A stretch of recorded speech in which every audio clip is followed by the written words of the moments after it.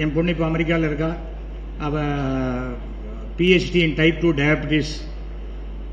நான் கலைஞர்கிட்ட போய் கேட்டேன், என் பொண்ணுக்கு டாக்டர் சீட்டு வேணும், குறைச்ச மார்க் வாங்கியிருக்காங்களே அப்படின்னார். அதனால தான் நான் உங்ககிட்ட வந்தேன், இல்லாட்டா நான் காலேஜ்லேயே வாங்கிக்க மாட்டேன்னா அப்படின்னு.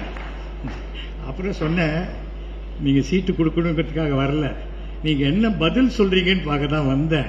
ஏனென்றால் நான் உங்கள் கட்சிக்காரனே இல்லை, என்னை ரொம்ப மதித்து அன்போடு நடத்துறீங்க, சும்மா ஒரு கல்லெறிஞ்சு பார்க்கலாமே தான்.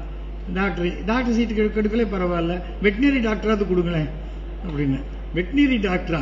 ஆமாம், ஆடு மாடை கொண்டா அது ஒரு பாவம் இல்லை இல்லையா அப்படின்னு.